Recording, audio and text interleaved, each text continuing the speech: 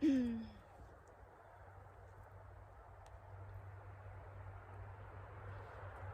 the name of God, who wants every man to have a big, beautiful home with a piece of land for his gardens to play, and every man to own a boat so he can sail around the rivers and lakes for fun.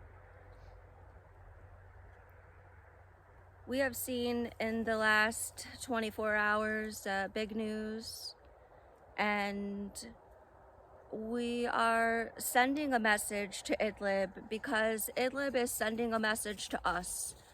We see this message and we know this message. The message, it's all over the news. And the message, it's very clear. The message said that we're all in danger because of money. And everybody knows that the leaders in Idlib don't really have any money. And the people and the governments in Idlib don't really have any money. So if all of this, all of these bad feelings that are being caused into the revolution and to the people of Idlib now who have always been terrorized by the government, we know that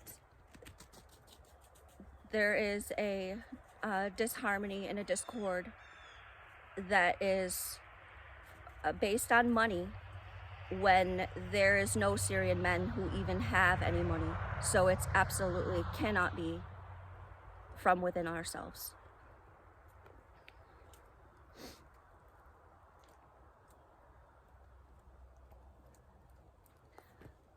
The revolutionaries of Syria will never have big weapons needed to take on Russia and Iran.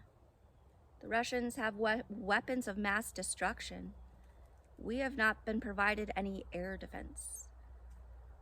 Why have some countries amassed trillions of dollars in weapons and ammunition only to use them on people who are not holding a weapon? Why are the weapons being used for demolition of residential districts?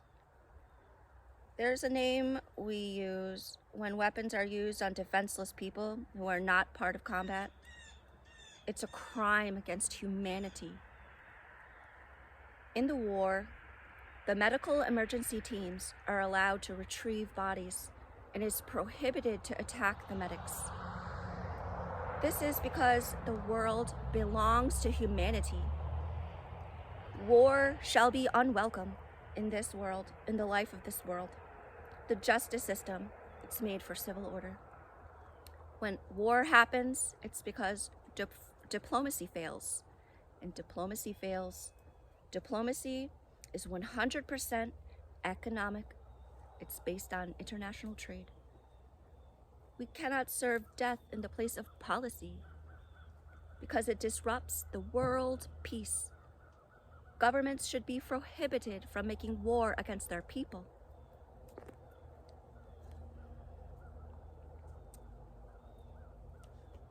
All of the men in the war have been directed into a deathly path by the force of their governments. This is why humanity has it written in international law of war that every person holding a weapon has the right to surrender.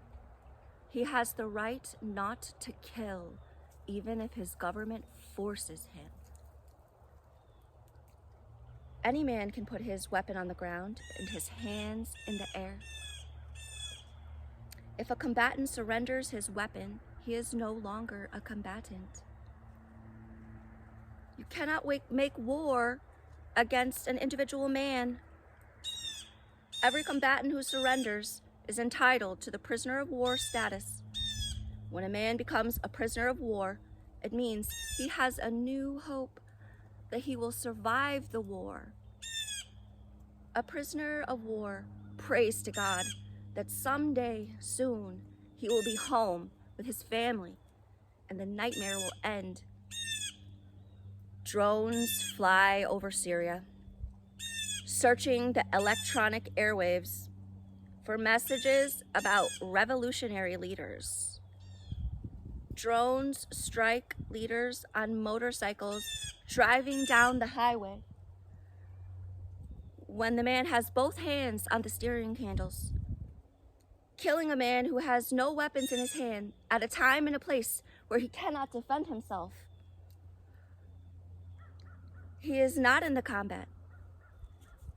The prisoner of war status was forfeit. He was denied the right to exit the war. We want every man to have the ability to exit the war at all times. We want every man to have the right to say, right now, I don't want to kill anymore. I want to exit the war. We want the war stopped everywhere so we can reconstruct our lives from all of the damage that has been inflicted. Allahu Akbar, and God bless Syria. And one last message from the people of Syria. The people of Syria have been made to feel that they don't have a value in the eyes of the world, or that they're not worthy, that they're not worthy. And this is the big secret.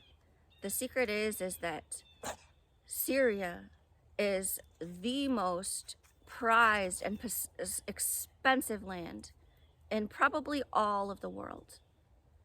And this is exactly why there is multiple countries there now fighting to control it and willing to destroy everything and everyone for it. And that is how precious Syria truly is. Allahu Akbar.